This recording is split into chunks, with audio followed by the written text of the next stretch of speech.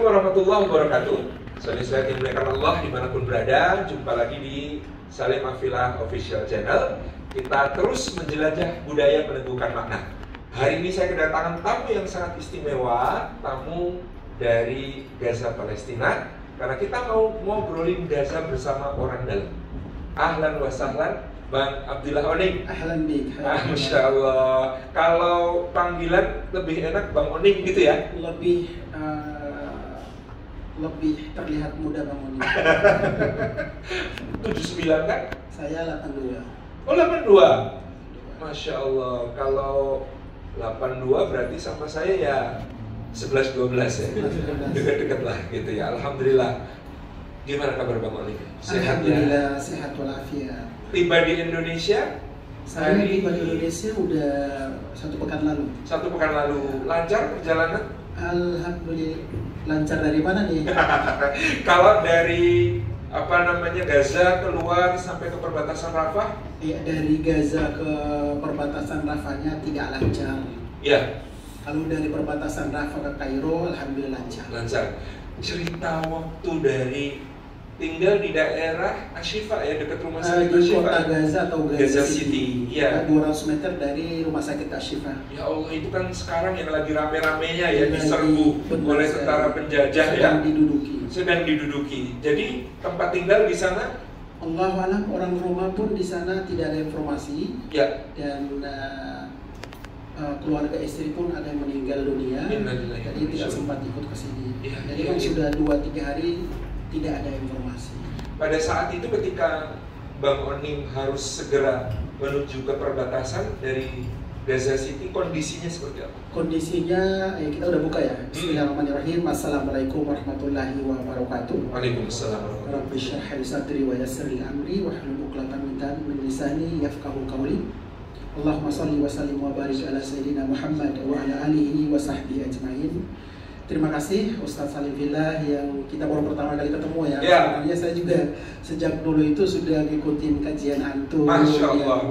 Lebih banyak itu kaula muda yang menggemari kajian antum. Jadi pada kesempatan ini tentunya kita pinginnya generasi muda di Indonesia itu bisa lebih meresapi, bisa lebih memahami lebih serius lagi tentang dukungan bagi saudara-saudara kita yang ada di Palestina, jalur Gaza, khususnya umumnya di Palestina. Saya berada di jalur Gaza itu sejak tahun 2009. Waktu itu datang ke sana sebagai relawan? Saya datang sebagai relawan. Waktu itu saya aktif di salah satu lembaga namanya Mercy, Medical Emergency Rescue Committee. Berarti itu saat itu kan Mercy sedang ada proyek penggalangan dana untuk rumah sakit. Salah satu programnya itu pembangunan rumah sakit Indonesia. Betul. Dan berada di Gaza bagian utara, di kota Beit Lahia. Dan alhamdulillah 2010 sempat ikut kapal Mavi Marmara, terus masuk ke penjara Israel, terus keluar lagi. Teman-teman, Mavi Marmara tahu ya, waktu itu ada Freedom Flotilla, namanya armada untuk pembebasan. Itu relawan dan aktivis dari berbagai negara ya Bang? Ada lebih dari 160 negara. Ya Allah, 160 iya, negara bergabung. 600 orang berada ada berapa di kapal Mavi Marmara. Waktu itu ada sekitar 11 kapal kalau tidak salah. Yang paling besar ya? Itu Mavi Marmara. Mavi Marmara.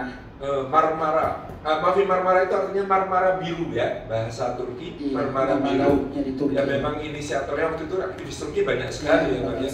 Dan mereka ada yang gugur ya Bang. Benar, ada 9 orang. 9 orang relawan Turki yang gugur. Subhanallah, Bang Oning bisa cerita juga waktu itu. Iya, jadi kata Allah, mungkin ada teman-teman yang bertanya, Bang Oning ngapain di sana? Tidak ada pekerjaan, tidak ada.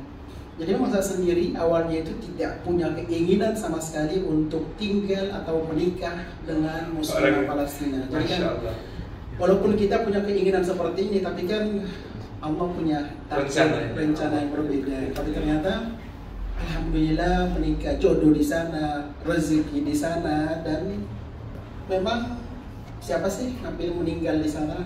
Ya kan, di tanah yang diberkahi oleh Allah Subhanahu wa taala, bumi Syam Palestina, tanahnya para murabitin yang berjaga-jaga itu 24 jam di perbatasan antara Gaza dan juga Israel. Jadi evakuasi kemarin, Ustadz, evakuasi kemarin itu bukan cuma 3 hari terakhir saja, tetapi saya sudah berusaha untuk evakuasi selama 20 hari mandiri ya, 20 hari mandiri.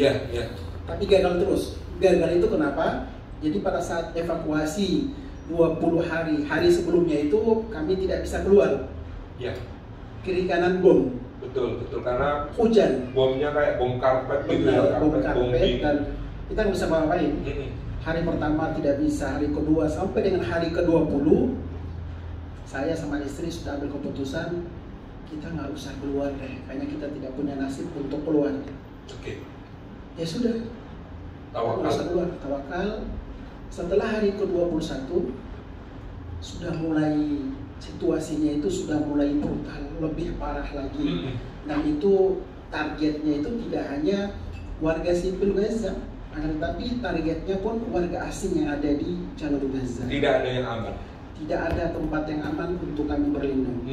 Bahkan sekolah juga dibom, ya? rumah sakit juga masjid pun, gereja pun dibom, semuanya dijadikan target. 21 hari sudah mulai tidak konsentrasi lagi. Jadi kata istri saya kayaknya kita harus keluar. Udah 21 hari, 22 hari, 23 hari sudah mulai koordinasi dengan teman-teman Kemlu, ibaratnya maksud ibu situasi seperti ini bisa dibantu agar supaya teman-teman kedutaan RI Kairo bisa menunggu kami di perbatasan antara Gaza dan Mesir di Rafah tersebut. Kami di akhir dari evakuasi itu 3 kali sudah keluar rumah 10 menit harus putar balik badan pulang ke rumah. Karena begitu kami jalan 10 menit itu sudah mulai kembali lagi bom hujan kiri kanan. Nah, itu kita lihat betul-betul dalam pandangan mata 500 meter itu dan kayaknya kita nggak bisa lewat deh. Kalau lewat otomatis meninggal. Kena. Karena jalur atau akses yang kamu lewati itu Ustaz, kiri kanan reruntuhan. Sudah reruntuh. Jalan pun sudah hancur seperti itu. Jadi untuk mutar baliknya pun sulit. Mutar baliknya pun sulit. Gagal. Pulang ke rumah. Besoknya lagi coba. Gagal lagi. Pulang ke rumah lagi. Hari terakhir evakuasi itu benar-benar penentuan apakah kami bisa berhasil keluar pintu Rafah atau tidak.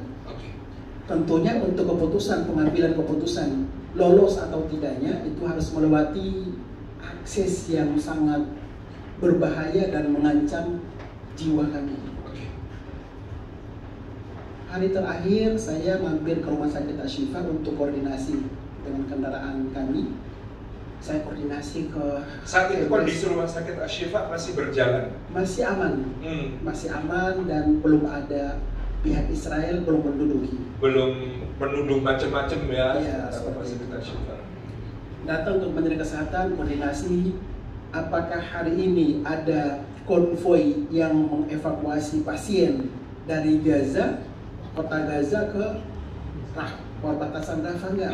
Kata mereka ada sekitar 8. Oh kalau kita bisa, kendaraan pengemudi bisa ikut di rombongan, oh bisa. Gabung di konvoi. Tapi aman nggak? Nggak ada keamanan. Gitu. Nggak ada jaminan ya? Nggak ada jaminan keamanan. Oh ya sudah kalau gitu saya bilang, alhamdulillah saya juga koordinasi dengan teman-teman pemerintah. Saya ikut tapi kendaraan saya mobil yang kedua. Otomatis kendaraan saya juga ada koordinatnya dari pihak Israel. Jadi mereka tahu ini ada kendaraan pengemudi. Udah jalan ternyata kondisinya sama, terjadi penggempuran di kanan kiri di area Sheikh Ezlian atau di pantai barat kota Gaza. Ya, yang daerah pantai itu ya. Ayo, terus kita jalan bareng dengan ambulans kan gagal, terus pulang hari yang sama pulang nunggu 2 jam, sudah jam 3 sore. Harus ambil keputusan. Saya bilang ke istri saya, kita harus ambil keputusan saat ini dan untuk melewati pantai barat Gaza itu 90% meninggal. Karena sebelum-sebelumnya warga Gaza itu diarahkan oleh pihak Israel dari kota Gaza, Gaza Utara ke Gaza Selatan. Ternyata itu diserang dibantai. Jadi di apa namanya, Iman dibantai, betul. dibunuh di situ. Saya bilang ke istri saya, kita udah siap ya. Ya kita harus siap. Kalau contohnya takdir datang, mau nggak mau kita harus siap. Yang namanya kematian itu tidak bisa dimajukan, tidak bisa dimundurin. Jadi kalau contohnya kita ditakdirkan nanti meninggal karena kendaraan kita ditembak, semuanya kita meninggal sama anak-anak, takdir kita seperti itu. Tapi kalau contohnya kita diloloskan dan dilindungi sehingga bisa berhasil ke pintu perbatasan sampai pulang ke Indonesia, sudah takdir Allah. Jadi memang dikuatkan, luar biasa. Muslimah perempuan Palestina itu suka memotivasi suaminya. Jadi dalam situasi seperti itu kan, mungkin kalau kita istri-istri Indonesia, kita harus ngapain nih? Harus gimana gitu kan? Tasnya di mana nih? Terus make upnya di bawah nggak? Terus gitu kan? Kalau kita enggak, kita itu lebih ke ya udah bawa paspor aja. Jadi kami dari Gaza itu baju di badan. Baju di badan. Saya bilang ke istri, kan kita mau pakai baju, ada rezeki kita di sana. Kalau kita lolos ini, ada rezeki kita di sana. Kalau kita nggak lolos, rezeki kita surga. Masya Allah. Itu keputusannya saya sebagai warga asing tentunya, walaupun 13 tahun lebih, tapi setelah melihat situasi kayak gini, itu semakin mengetahui tentang keberanian, keteguhan dan keimanan muslimah Palestina. Masya Allah. Saya bilang, maafkan Bang Onin kalau punya salah. Anak-anak juga saya bilang maafkan Bang Onin ya. Berapa putra putri Bang? Tiga. Putri satu, terus putra dua. Yang paling besar usia? Paling besar usia 11 tahun, yang kedua 9 tahun, yang ketiga 7 tahun. Yang pertama namanya Filistin Indonesia, yang kedua namanya Nusantara, yang ketiga namanya Bahari. Allah. Ya. Saya ngelihat anak-anak, mungkin kita ini hari terakhir berada di Gaza, di dunia, dan insya Allah kita bertemu lagi di surga. Dalam situasi pengambilan keputusan seperti itu, otomatis kan ada rasa bahwa jika bom datang ini, apakah kaki saya putus lah. Ini dalam hal kita harus menerima namanya takdir. Karena tidak mudah kita menerima takdir itu. Ujiannya luar biasa. Setelah kita bilang, kalau sudah takdirnya seperti itu ya sudah. Tapi ternyata masih ada memuncah di dalam pikiran kita. Tangan saya putus kan? Nanti kalau ini bagaimana? Gitu ya, masih ada pertanyaan. Kalau rudal atau temper kafar, karena kendaraan kita sudah seperti ini, anak saya meninggalnya seperti apa, istri saya seperti apa, itu ada seperti itu. Betul. Akan tetapi sepanjang jalan itu kami selalu membaca ayat kursi, istighfar. Dalam pikiran itu tidak ada sama sekali yang namanya kita punya paspor lah, dijemput lah, naik kendaraan duduk di sini, sama sekali. Pokoknya sama yang di atas saja. Serahkan semuanya. Begitu jalan 10 menit, tiba-tiba warga Gaza sudah di belakang karena mereka melihat ada kendaraan itu. Lewat jalan tersebut di perairan barat Gaza sudah mulai ditembak bagian belakang saudara-saudara kita. Jadi dalam kendaraan itu anak-anak semua. Mereka juga ingin mengungsi ke Gaza bagian selatan. Ternyata ditembak. Jadi di belakang saya itu sudah bersih. Otomatis sudah meninggal loh. Yang di depan saya sudah bersih. Jadi kiri kanan itu jasad anak-anak meninggal. Putri saya juga sempat ngeliat, saya bilang, nggak usah lihat. Ada sekitar 10 kendaraan hangus di depan saya. Dan itu masih ada apinya, darah mereka, teriakan, dan ada yang belum meninggal tapi berusaha untuk dengan merangkak gitu, lari. Tapi saya nggak bisa ngapain. Kalau saya turun, saya juga kena. Jadi saya nggak bisa ngapain, dan kendaraan kami pun ditembak oleh pihak penjajah. Sepanjang jalan sekitar 2000 itu kami harus melewati jasad saudara-saudara kita, anak-anak Palestina, perempuan Palestina. Saya katakan bahwa sepertinya nasib kita juga akan seperti ini. Tapi alhamdulillah kami selalu berdoa. Saya itu selalu melantunkan doa itu, La ilaha illa anta subhanaka inni kuntu minaz zalimin. Doa Nabi Yunus. La ilaha illallah al-azimul halim. La ilaha illallah rabbul arsyil azim. La ilaha illallah rabbus samawati wa rabbul ard wa rabbul arsyil karim. Doa ini benar-benar saya pakai. Jadi dalam situasi apapun, panik, terus juga depresi, dalam situasi yang benar-benar tertekan sekali. Tertekan, ya sudah, kita kalau hari ini kita selesai di sini sudah menjadi takdir Allah. Yang namanya kematian sudah ditentukan oleh Allah Subhanahu wa taala. Alhamdulillah berhasil lolos. Sampai Rafah. Sampai Rafah kami tidak percaya bisa selamat. Jam berapa itu? Itu sekitar jam 4 sore. 4 sore. Kami berangkat jam 3. Perjalanan sekitar 1,5 jam sampai di sana perjalanan. Jadi pada saat kami tiba, itu benar-benar saya ngerangkul anak istri dan kita masih dilindungi Allah Subhanahu wa taala.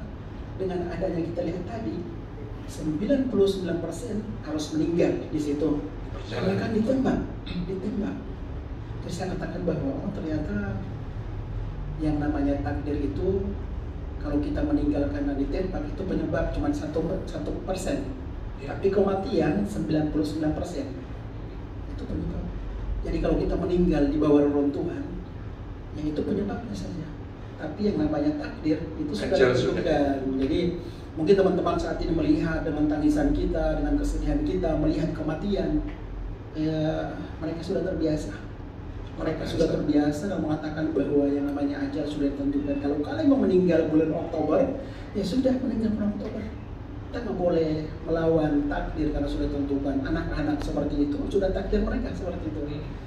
Jadi kalau contohnya saat ini sudah 40 hari terjadi peperangan, otomatis saya melihat masyarakat Muslim Indonesia sudah mulai menurun semangat mereka. Capek. Baru 40 hari dan bukan di medan pertempuran.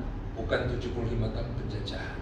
Orang Palestina, orang Gaza sudah 75 tahun berjuang dan semangat mereka itu luar biasa. Sampai dengan saat ini kata mereka, sampai ke tingkat nanti jasad kami keluar, ruh kami keluar dari jasad, kami tidak akan keluar dari Gaza. Allah. Itu yang sampai dengan saat ini aset yang paling berharga dimiliki oleh masyarakat muslimin di Gaza, di Palestina, itu aset kesabarannya. Nggak cukup dengan sabar, saya sabar kok, nggak cukup. Sabar dengan tidak ada makanan, sabar dengan tidak ada air minum, harus seperti itu, ekstra sabar. Tabah, saya tabah insya Allah, nggak cukup. Anda akan melihat anak-anak Anda itu meninggal, tabah nggak?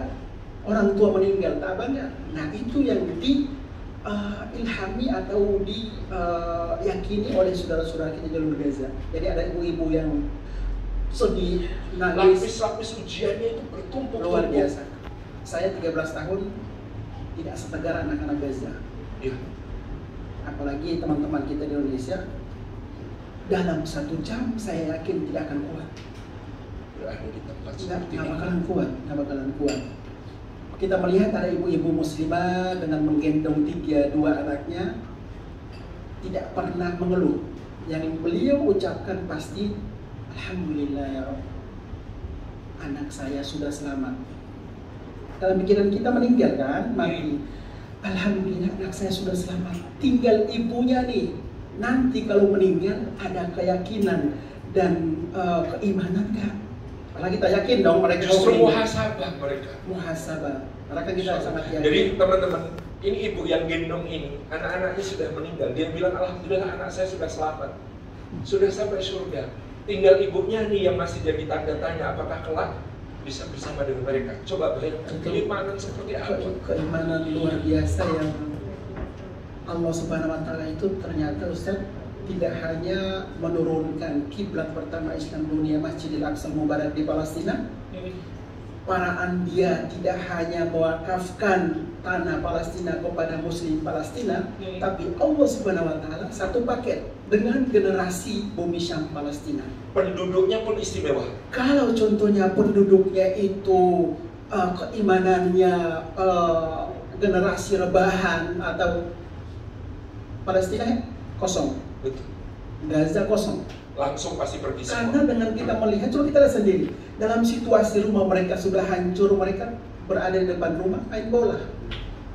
Bahkan lubang bom pun dipakai untuk perosotan. Itu yang terjadi. Ini generasi seperti ini kok bisa ya? Apakah memang sudah satu paket diturunkan oleh Allah? Jadi pada saat kumpulan, dan itu fenomena umum, artinya bukan 1-2 orang Gaza yang punya mental seperti itu, dan bukan apa nama kebetulan, semuanya oleh Allah keistimewaan iman. Oleh keimanan luar biasa. Gempuran sana sini, terus anak-anak kan bosan di rumah ya, di rumah. 5 menit saja tidak mendengar rudal, mereka keluar main bola. Ya. Wah, bahaya nih kayak gini kan. Saya bilang anak-anak saya Nusantara, kalian jangan keluar, jangan ikut-ikutan mereka. Saya bilang gitu. Ya, apa insyaallah kok. Khawatirnya kan ada serpihan lah kan, yang rudal jatuh itu kan 6 tidak selalu langsung meledak semua, dan radiusnya itu 200-300 meter. Bom jatuh, hilang kita semuanya. Apalagi anak-anak kan, seperti itu. Tapi itu salah satu memang realita di jalur Gaza. Anak-anak pun mereka kayaknya sudah dibekali tentang bagaimana caranya kita meyakini namanya takdir. Kalau contohnya takdir kita meninggal pada saat antri air minum, ya sudah, kita belum sempat minum dan meninggal. Tapi itu tidak membuat kita takut mengambil air minum. Oh, nggak bisa, nggak boleh. Dalam situasi seperti itu, kalau kita takut dan nggak bisa keluar, kita meninggal dalam rumah. Meninggal dalam rumah. Jadi tetap seperti ibu-ibu nih, antri roti 5 jam, begitu bagiannya pada saat membayar dan mendekap roti meninggal.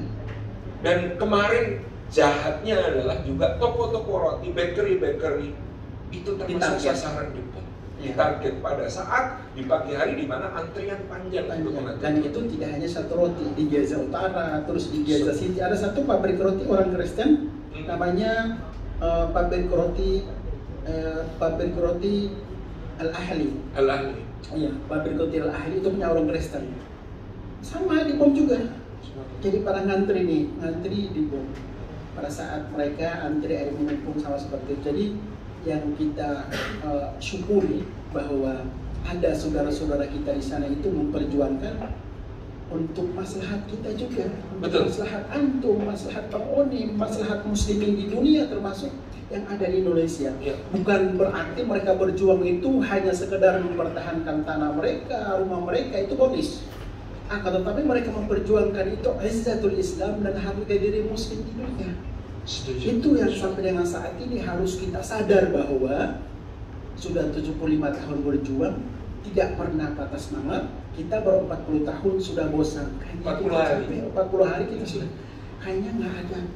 Apa sih selesainya? Bukan hasilnya bro, iya. Bukan hasilnya, tapi semangat kita itu sampai dengan tingkat nanti kita di akhir hayat pun semangat untuk memberikan dukungan kepada Palestina itu jangan sampai menurun seperti itu. Karena teman-teman Indonesia juga harus paham bahwa Palestina ini sudah menjadi takdirnya mereka seperti ini.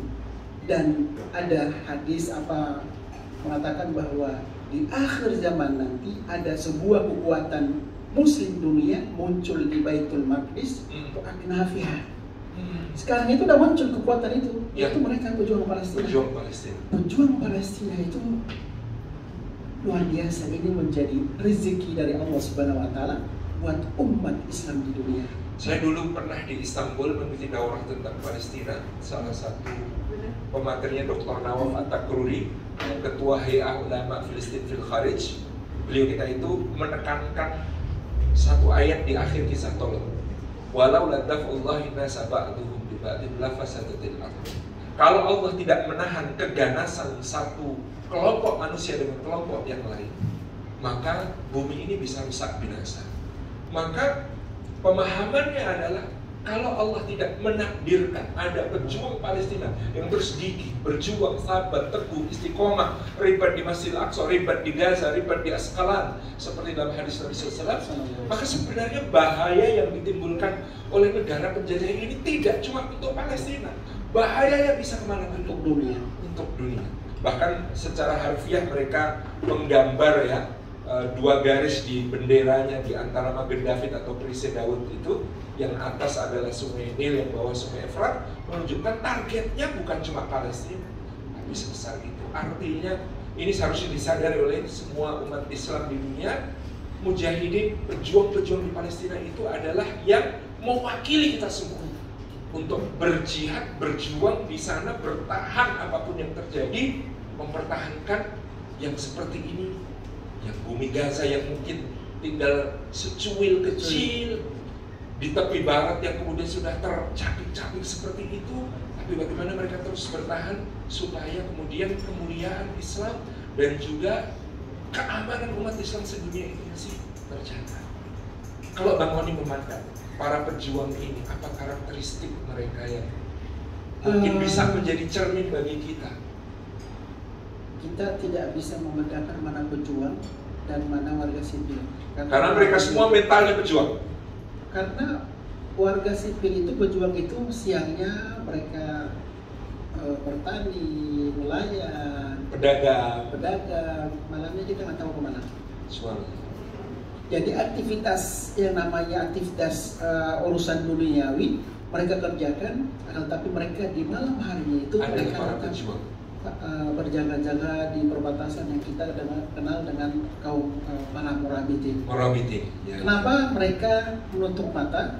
Menutup muka ya, cuma kelihatan mata ya. Itu kenapa? Bukan mereka takut pihak penjajah atau ketahuan identitas mereka, menjaga hati mereka agar supaya tidak satupun orang atau warga Gaza mengetahui bahwa beliau sedang berjuang. Kita kan jaga jangan sampai ria, jangan sampai itu yang memang dijaga, padahal kan mereka sudah paham bahwa musuh mereka jelas, yang mempertahankan sesuatu yang jelas, dan mereka mengorbankan jiwa mereka. Selain dari itu mereka juga harus mengembangkan persenjataan mereka. Jadi mereka orang-orang pintar, pilihan Allah Subhanahu wa Ta'ala.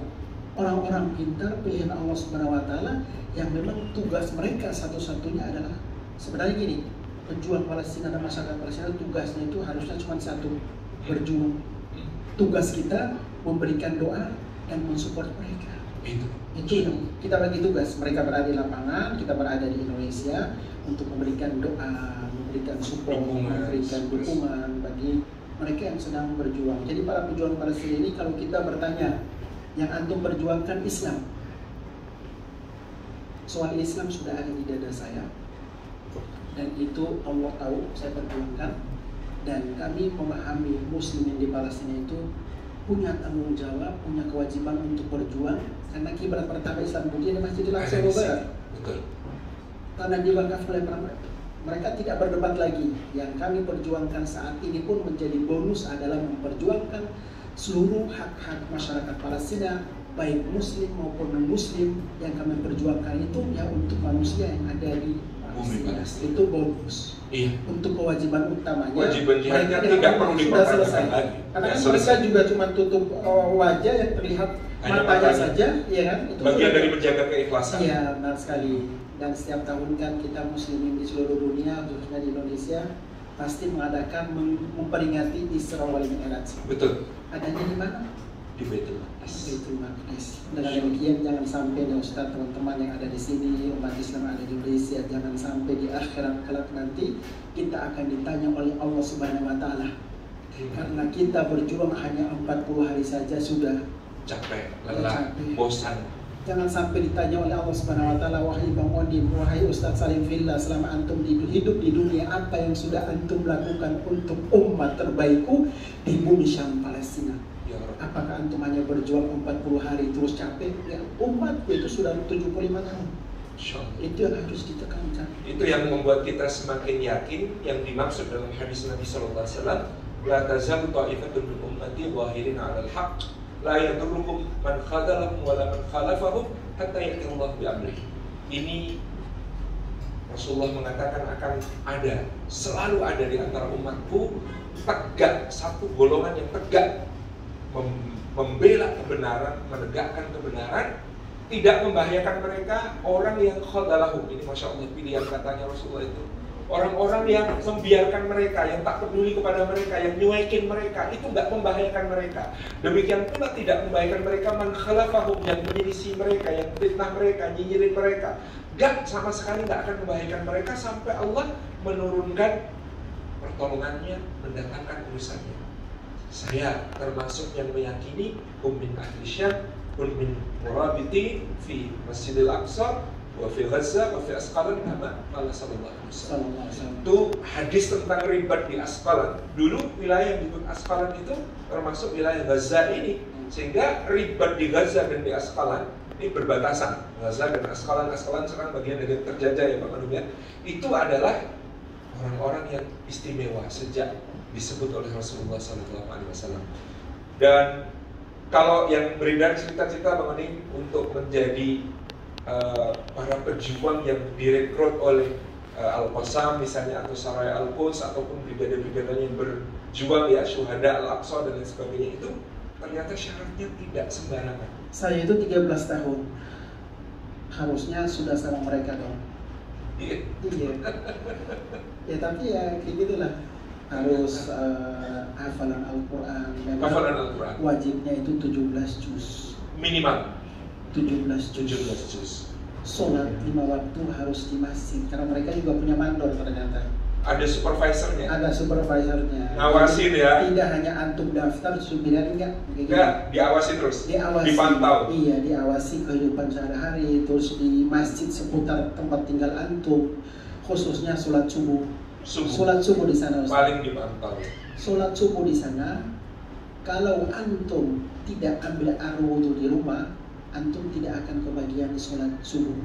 Sudah selesai, antum ngantri nih, ngantri di sini kan kita ngantri di restoran.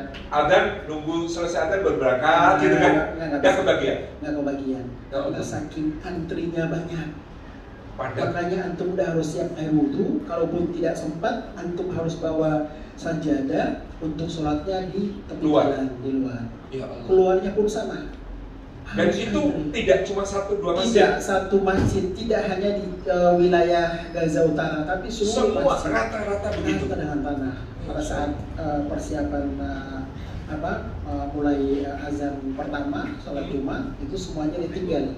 Yang namanya pekerja di restoran, ownernya, itu semuanya berangkat semua. Masya Allah. Dan biasanya kalau contohnya ada satu aja yang telat, itu langsung ditegur. Lain kali nggak usah kerja di sini ya. Sampai gitu ya? Telat sholat ditegur, lain kali nggak usah kerja di sini. Rezeki antum bukan ada di sini. Ya. Rezeki antum itu dari Allah, makanya kita ke masjid. Itu yang memang menggetarkan para penjajah. Keimanan mereka seperti itu. Dan kita juga mengetahui ada hadis Nabi Muhammad SAW, la tusyaddur rihal illa thalathati masajid. Tidak dianjurkan untuk mengunjungi 3 masjid. Yang pertama Madinah. Hanya 3 masjid yang Rasulullah tekankan untuk dikunjungi. Bukan berarti masjid yang lain, negara lain tidak boleh. Tidak boleh. Tapi dispesialkan. Iya. Maka Madinah dan Al-Aqsa harusnya di kita itu tidak, ini kan level dan makamnya sama dong, makamnya sama dong. Iya. Maka Madinah dan Al-Aqsa itu harusnya makamnya sama. Sama. Harus kita perjuangan untuk bisa ke sana. Nah, kenapa Palestina itu seakan di nomor 1000 kan salah satu taktik dari pihak penjajah untuk mempersulit siapa saja yang mau ke sana. Seperti itu. Insyaallah. Pada Rasulullah menekankan, ada sahabat bertanya, Rasulullah ceritakan tentang Masjidil Aqsa. Itu adalah masjid yang dibangun kedua kali di muka bumi. Jarak pembangunannya dengan Masjidil Haram hanya 40 tahun. Dan di sanalah para nabi dan para rasul dahulu ya diberikan amanat oleh Allah untuk menyampaikan risalahnya. Dia adalah bumi dikesirkannya manusia di awal zaman dan dihimpunkannya manusia di akhir zaman. Masya Allah. Kemudian ya apa yang harus kami lakukan? Kalau kalian bisa, kunjungilah, sholatlah di sana. Kalau kalian tidak bisa, maka kirimkanlah hadiah untuknya. Kirimkanlah minyak untuk lampu-lampunya. Apapun yang bisa kita lakukan untuk memberi hadiah kepada Masjidil Aqsa. Jadi memang sekecil apapun dukungan kita, terutama doa. Yang namanya donasi itu nomor 1000 dan itu sudah menjadi tanggung jawab kita. Masyarakat Palestina juga yakin bahwa rezeki mereka itu sudah ditentukan oleh Allah Subhanahu wa Ta'ala. Kalaupun kita memberikan dukungan donasi sekecil apapun, menggugurkan kewajiban kita, tidak seperti Bang Monim hadir di sana. Antum tidak bisa hadir di sana. Cukup dengan doa dan juga dukungan sekecil apapun itu sangat-sangat bermanfaat bagi saudara. Dalam soal donasi saya mau cerita hal yang istimewa. Bulan Desember 2012 itu kami diutus menjadi relawan dari salah satu lembaga yang ada di Indonesia untuk masuk ke Gaza membawa donasi dari masyarakat Indonesia. Jumlahnya kalau ukuran di Indonesia rasanya gede, tapi begitu dibawa ke sana melihat kerusakan yang terjadi setelah serangan penjajah itu, ini kita bawa apa? Ini kecil banget gitu. Tapi yang menakjubkan, waktu itu tahun 2012 bulan Desember, dari amanah yang kami serahkan ke sana, apa yang dikatakan orang Palestina kepada kami, kami terima, karena kami tahu ini dikumpulkan dari rupiah-rupiah yang paling berkah dari seluruh rakyat Indonesia. Tapi bukan hanya kami yang sedang menderita di seluruh dunia Islam. Ini kami terima separuh kami titipkan kepada kalian, berikan kepada saudara-saudara kami di tempat yang lain, di Suriah, di ini yang juga sedang menderita. Itu cuma diterima separuh dikembalikan. Yang lebih bikin trending lagi, pas kami pulang mereka ternyata juga bikin donasi, dikumpulkan, dititipkan kepada kami. Karena apa malunya kita sebagai relawan dari Indonesia ketika itu, Masya Allah. Dan kami pribadi di pondok kami, pesantren masyarakat Merapi Merbabu, kita mengelola 2 buah TK, taman kanak-kanak, namanya kita kasih nama TK Al-Aqsa 1, TK Al-Aqsa 2. Kenapa? Karena bangunnya TK ini, 2 buah ini, dulu sumbangan para pengungsi Palestina di Suriah dan Lebanon ketika erupsi Merapi 2010. Jadi jangan dikira kita yang bantu mereka yang bantu kita, banyak banget gitu ya. Itu yang harus kemudian kita tahu, bahwa kewajiban kita untuk mendukung saudara-saudara kita di Palestina itu ada kewajiban konstitusional. Kita punya konstitusi yang mengamanahkan seluruh penjajahan di atas dunia harus dihapuskan, dan penjajahan yang sedang dialami bangsa Palestina yang sudah berlangsung 75 tahun ini, penjajahan paling kasat mata. Tidak ada orang yang bisa mengelak untuk menyebutnya sebagai bukan penjajahan. Ada kewajiban sejarah. Kita punya monumen persaudaraan Indonesia Palestina berusia 500 tahun, namanya Masjidil Aqsa di kota yang disebut Kudus. Kota Kudus itu dari kota Al-Quds, karena Sunan Kudus Maulana Ja'far Shadiq itu Al-Maqdisi, aslinya orang Palestina, salah satu dari Wali Songo.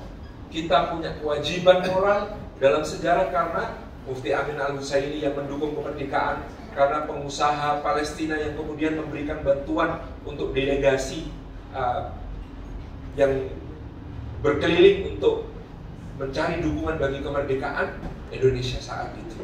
Dan bahkan sampai hari ini, waktu saya datang ke sana pertama kali, kalimat Bang Oni tahu, mereka mengatakan, kalian wahai orang Indonesia yang paling jauh jaraknya dari negeri-negeri Muslim dengan kami, tapi kalian adalah yang paling dekat hatinya dengan kami.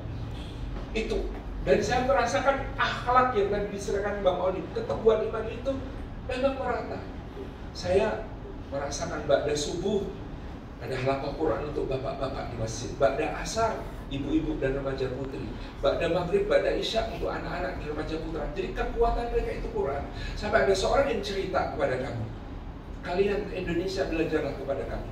Kami dulu meninggalkan Allah, meninggalkan Quran, maka Allah pun meninggalkan kami. Kami dijajah, kami dalam kehinaan, kami melawan dengan senjata seadanya. Ada orang mencari kemuliaan dengan senjata itu, maka Allah hinakan. Ada orang mencari kemuliaan dengan jabatan, Allah hinakan. Ada orang mencari kemuliaan dengan harta, Allah hinakan. Sampai di tahun 80-an, orang yang lumpuh itu namanya Syekh Ahmad Yasin, ngumpulin anak-anak kecil, diajak ngaji, belajar membaca Al-Quran, menghafal, belajar sirah, memakmurkan masjid, sholat berjamaah. Dia diketawakan pejuang-pejuang lain karena beliau berkata, kita akan membebaskan Masjid Al-Aqsa, kita akan memerdekakan Palestina. Jadi Syekh Ahmad Yasin, bagaimana mungkin mau memerdekakan Masjid Al-Aqsa kalau tiap hari cuma ngaji, wiridan, sholat, baca Quran. Tapi beliau istiqomah teguh, dan hari ini generasi yang dilahirkan di Gaza oleh tarbiyah Syekh Ahmad Yasin kita sangat bagus. Waktu jadi relawan Indonesia di sana, ba'da maghrib, ba'da isya itu repot. Karena apa? Kita jadi rebutan di masjid, diajak makan malam di rumah mereka. Rebutan untuk menjamu traktir ya. Traktir biasa. Bang Oni mungkin ada pengalaman waktu itu di Mafi Marmara dengan keadaan yang semencekam itu, bertemu dengan tentara penjajah. Apa yang paling Bang Oni rasakan? Berada di tengah laut dan mereka sudah menguasai kapal itu ya. Kapal itu dibajak oleh sudah dibajak, sudah menembak kami, dan salah satu hal yang memang bisa saya ambil hikmahnya itu, satu gelas air bisa diminum 200 orang. Allahu Akbar. Allahu Akbar, untuk bertahan kondisi saat ini. Tangan kami diikat, tentunya nggak bisa diminum dong. Ya. Diikat. Saya diikat di bagian depan, tugas saya untuk minum. Masih minum teman-teman yang lain. Ini kan sebagiannya tangan di belakang. Iya. Itu di bagian satu gelas air. Dan itu kebanyakan mereka nolak, diduluin saja. Duluin yang lain, Itu luar biasa. Para kita udah depan, kayaknya kita bakalan meninggal ya di sini. Tapi memang di kedepan kayak itu namanya ukhuwah, disatukan seperti itu. Yang pertama, yang kedua, memang kebiadaban yang dilakukan itu sudah menjadi kebiasaan mereka oleh pihak Israel. Itu bohongnya luar biasa. Jadi kayaknya semua kejahatan dikumpulin jadi satu gitu. Dramanya, borong gitu. Dramanya luar biasa. Iya, fitnah-fitnahnya luar biasa. Buzernya luar biasa. Itu udah kayak watak mereka seperti itu. Nah, jadi ya untuk pejuang Palestina pun mereka sudah paham seperti itu. Apapun yang dilontarkan, kami tetap berpegang teguh bahwa kami tidak akan membalas mereka dengan keburukan dan tidak diajarkan untuk berbohong. Yang pertama, yang kedua, pejuang Palestina itu dengan memegang senjata berhadapan dengan warga sipil, sandera mereka, mengatakan bahwa agama kami tidak diajarkan untuk menyakiti warga sipil. Jadi kamar mandi tahanan itu mereka yang bersihin. Itu sesuai dengan kesaksian tahanan yang dilepas itu ya. Tahanan Israel lepas itu. Bahkan tahanan yang lepas itu mengulurkan tangannya untuk bersalaman. Terima kasih sudah melindungi nyawa manusia. Ya, makanya dengan adanya informasi ada bersembunyi di belakang anak-anak, dusta semua. Itu mujahidin, pejuang tidak seperti itu melakukan seperti itu. Karena mereka berjuang juga atas landasan kalimat la ilaha illallah Muhammadur Rasulullah. Mereka juga sangat yakin bahwa kekuatan yang kita miliki itu bukan karena kepintaran kita, tapi semuanya diturunkan oleh Allah Subhanahu wa Ta'ala. Jadi kalau contohnya kita berhasil memproduksi rudal, RPG, ada pasukan para layang, kalau bukan Allah menggerakkan, nggak mungkin para layang terbang. Nggak logis dong. Benar. Nggak logis. Itu betul-betul pertolongan Allah yang luar biasa. Warga Palestina khususnya di Gaza itu, mohon maaf, mereka bukan orang miskin. Ya. Dimiskinkan. Iya. Mereka bukan teroris, diteroriskan. Ya. Mereka bukan pemberontak, tapi sebaliknya mereka berjuang membela tanah Palestina. Sebenarnya kasusnya sama dengan dulu kita berjuang kan juga dilabeli macam-macam. Bung Tomo, Pak Dirman gitu ya kan, itu labelnya juga macam-macam.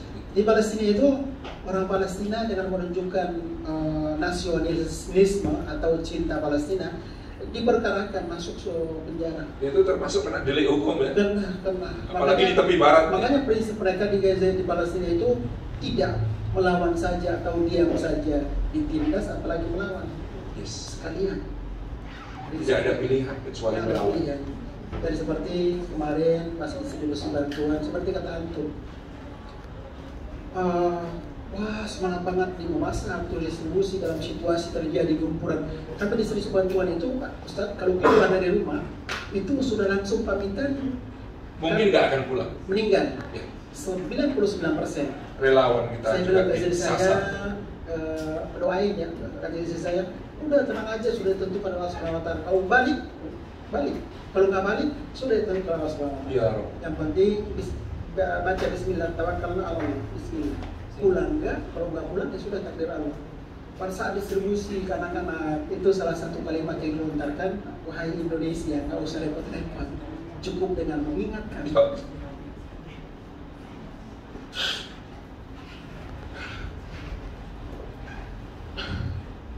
Sampai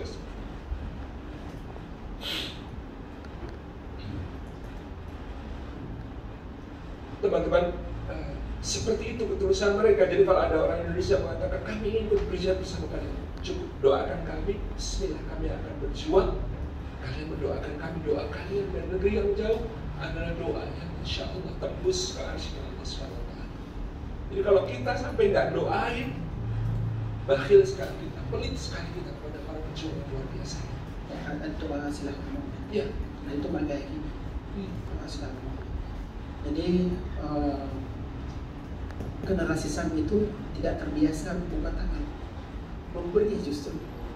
Seperti Tapi yang saya karena cerita. situasi saat ini terpaksa kadang mereka terima bantuan itu menutup wajah mereka agar supaya tidak terlihat bahwa Ada rasa malu untuk menerima bahkan. Tapi teman-teman, bagi lembaga di Indonesia saat ini di Gaza itu oke lah, kita harus memahami bahwa jangan terlalu mengajar yang namanya dokumentasi untuk laporan kita. Yes. Harus dipahami. Ini teman-teman lembaga Harus dipahami juga saat ini distribusi lancar, situasinya, kondisinya adalah tidak ada jaringan internet. Jadi sudah distribusi nih, sudah distribusi harusnya cuma 2 hari saja sudah bisa kirim bahan, laporannya. tapi tidak ada internet.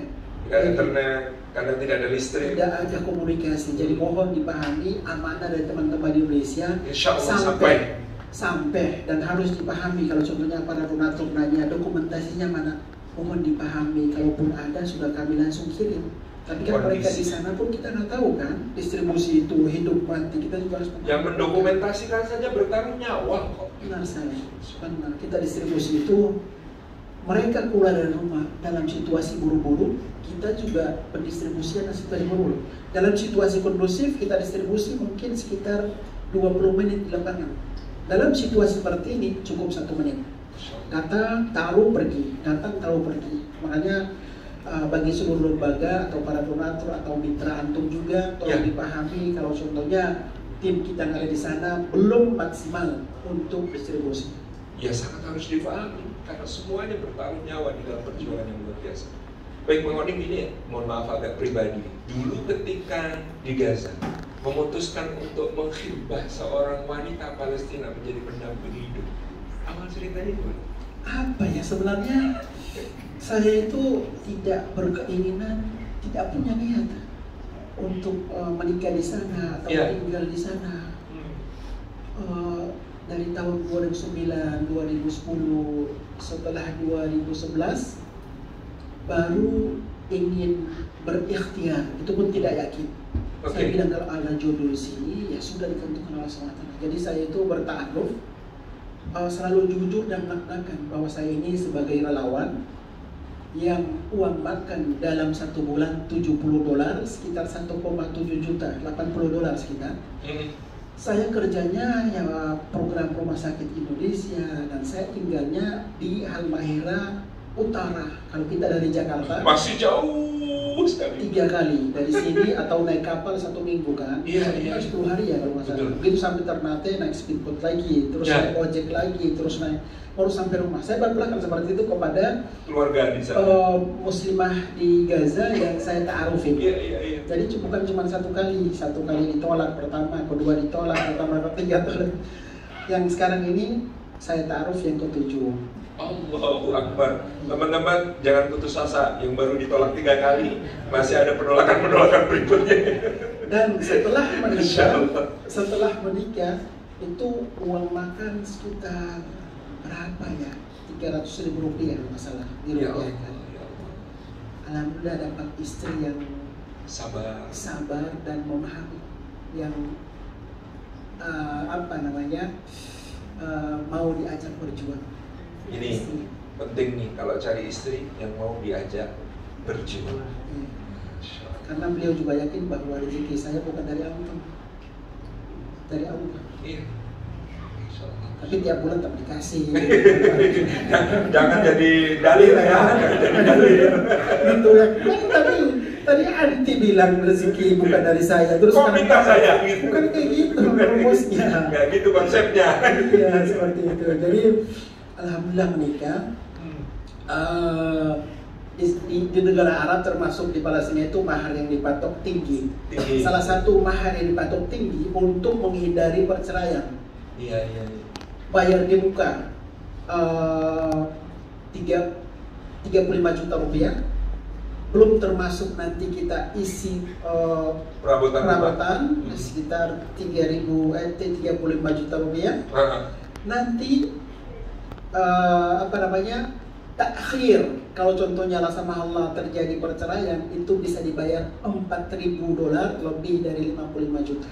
Oh, itu untuk menjaga rumah tangga, jadi Iya. ada aturan yang. Jadi kalau contohnya la sama Allah terjadi perceraian, antum harus bayar. Tapi biasanya di sana itu kalau ada masalah, nah ini saja kita lanjut aja deh, nggak usah. Iya. Waktu itu. Susah banget. Jadi saya waktu itu saya bilang ke ibu mertua saya, uang saya terkumpul setelah jual kambing 17 ekor baru dapat sekitar 3,7 berapa, karena murah kan di sana. Iya. Belum masuk. Belum cukup. Iya, tarangin dulu lah gitu. Oh gitu ya. Kayak gini ya. Alhamdulillah terkumpul dan masih ada hutang sebenarnya. Masih ada hutang, tapi setelah pernikahan 2-3 tahun saya tanya, ada duit, saya bilang saya mau bayar. Masya Allah. Kata istri saya, kan haknya istri ya. Itu ya. Iya, Saya bilang ke istri di depan bapak mertua, ibu mertua, saya mau bayar. Kata mereka, kami tidak pantas untuk menerima uang dari antum karena apa yang antum persembahkan di sini itu menjadi mata dan telinganya Indonesia dibandingkan yang uang tersebut tidak ada banyak. Oh gitu, jadi saya masukin aja. Alhamdulillah. Jadi Bang Oning ini sempat jadi wartawan ya di sana. Saya ya? TV One sama Metro TV selama 4 tahun. Koresponden ya berarti ya. Kontributor. Kontributor. Ya, Setelah iya, itu iya. lebih ke bebas kan. Ya, Alhamdulillah bebas. semua bisa. Jadi saya mendirikan kantor berita di Gaza, namanya udah hancur kantornya, kantor berita Suara Palestina. Suara Saya Palestina. mempekerjakan jurnalis yang ada di sana. Jadi alhamdulillah kita punya punya tim ada sebelum terjadi peperangan cuman sekitar 69. Sekarang sudah nambah, sudah 90 karena harus menambah. Justru nambah. Harus menambah tim Allah. di Gaza Utara, tim sendiri.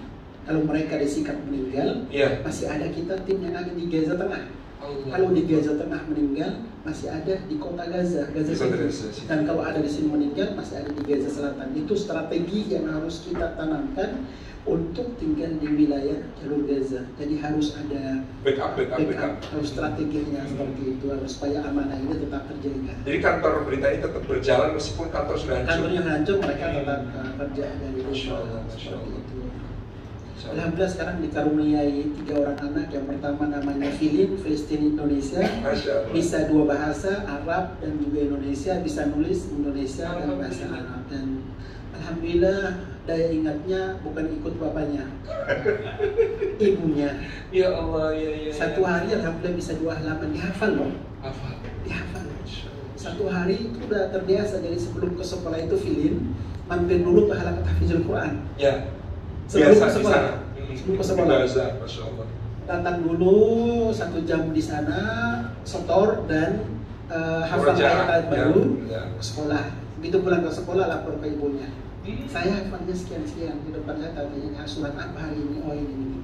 Dihafal lagi yang baru, besok lagi seperti itu. Secara umum anak-anak Gaza seperti itu pendidikan. Daya ingatnya luar biasa. Hmm. Dan mayoritasnya memang mereka orang cerdas. Makanya saya katakan bahwa orang Palestina itu dimiskinkan, mereka cerdas. Mereka cerdas. Jadi kata mereka harusnya kami ini tidak pantas menerima bantuan. Kalau tidak ada penjajahan, salah satu negara terkaya di Timur Tengah, Palestina. karena ada Masjidil Aqsa. Coba kita lihat Makkah dan Madinah, kayaknya luar biasa kan? Iya. Kalau tidak terjajah, Pasti. kita tidak bisa tiap bulan Berkunjung. berkunjung ke sana. Mereka yakin bahwa isu Palestina itu akan berlanjut sampai dengan tingkat batu pun akan berbicara, pohon pun akan berbicara. Ini luar biasa. Ini kita baru 40 tahun. Wah, media sosial 40 saya hari, sudah 40 hari diberi berarti. 40 hari. Wah, media saya udah dapat peringatan. Mereka di sini kita peringatan itu mereka kalau kita main media sosial itu Saya postingan sudah di take down 4 kali, sudah kena shadow ban. Oh, iya. Parah. Tapi bismillah, lanjut terus insya Allah. kita di sini peringatannya di media sosial bahwa video ini dihapus karena melanggar. Ya, Kalau mereka di sana peringatannya dengan mudah. jangan ngomong. Jauh banget.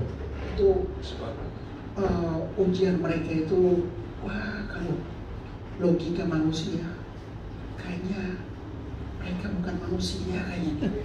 bisa seperti keimanan seperti keimanan itu luar biasa. Itu yang menjadi menggetarkan pihak penjajah.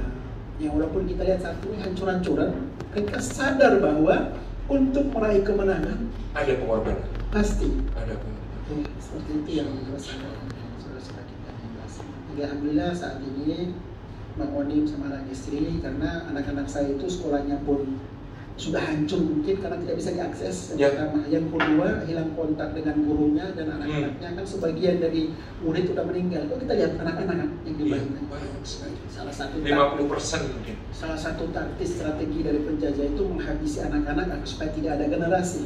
Allah punya rencana. Salah satu taktik dari pihak penjajah itu wanita yang sedang hamil dibantai agar supaya perempuan Palestina tidak lagi melahirkan generasi. Tapi 2020 kemarin pada saat terjadi peperangan 300 meninggal, yang lahir di rumah sakit 5.600.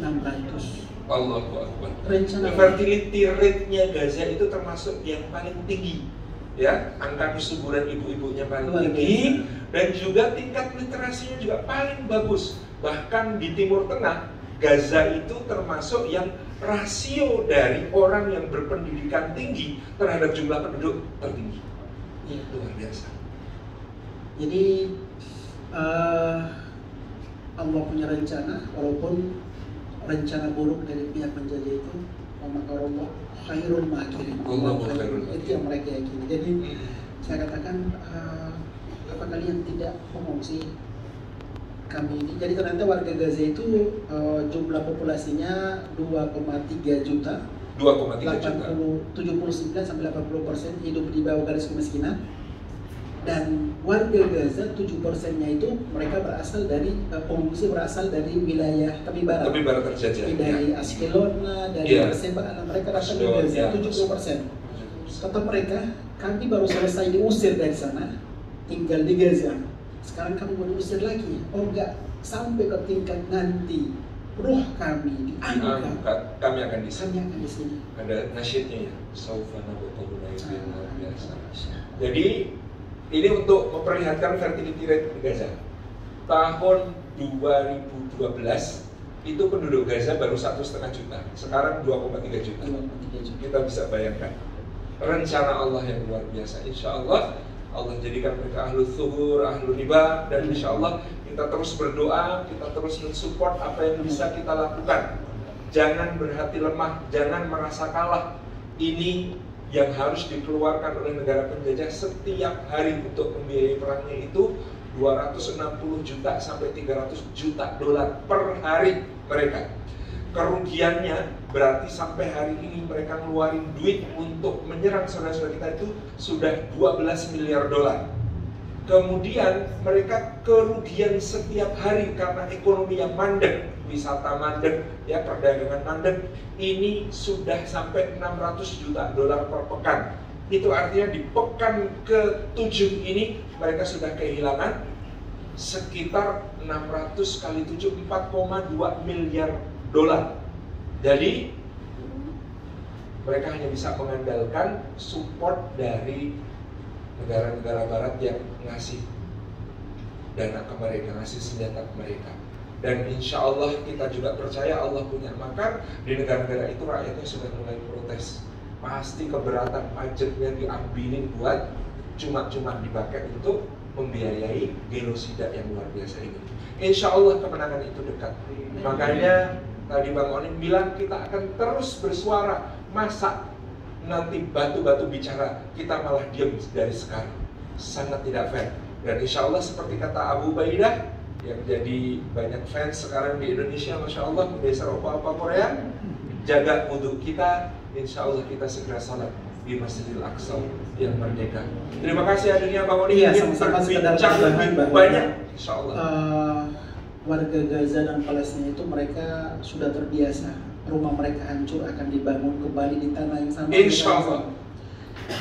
Perkebunan atau buah zaitun mereka digusur, mereka tanam kembali. Tanam lagi.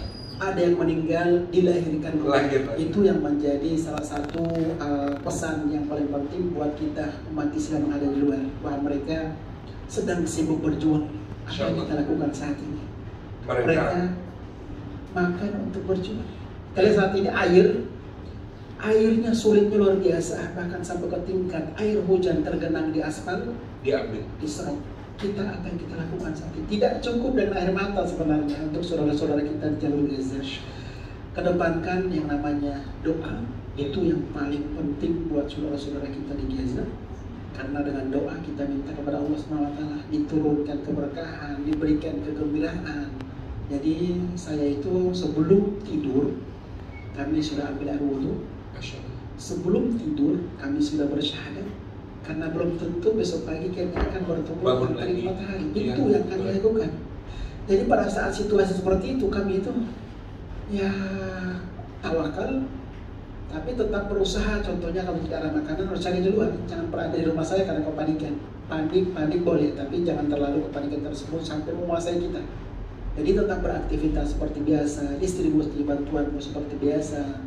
Ya itu memang salah satu keyakinan dan keteguhan iman dari saudara-saudara kita yang ada di Indonesia. Jadi mungkin di sini ada oknum tertentu di Indonesia yang sengaja untuk menggiring opini bahwa jika tidak terjadi penyerangan 7 Oktober maka tidak akan terjadi pembunuhan terhadap warga Gaza.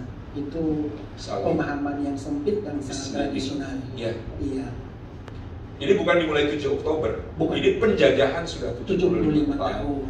Jadi sebelum 7 Oktober, sebelum 1 tahun lalu, sebelum 2 tahun lalu, sampai dengan sebelum 75 tahun, 74 tahun yang lalu, itu mereka tidak punya hak. Kalau kita Indonesia kan memberikan dukungan sesuai dengan penjajahan di atas dunia. Saat ini masih terjajah. Harus dihapuskan karena tidak sesuai dengan pri kemanusiaan. Sekarang ini tidak ada kemanusiaan dan pri keadilan, tidak ada kemanusiaan. Makanya kita bergerak itu memang juga ada landasan perintah amanah konstitusi tersebut. Betul. Ya. Terima kasih Bang Onim hadirnya di Menjelajah Budaya Meneguhkan Makna Cinema Villa Official. Insyaallah mudah-mudahan ada waktu rezeki lagi kita akan berbincang dengan Bang Onim.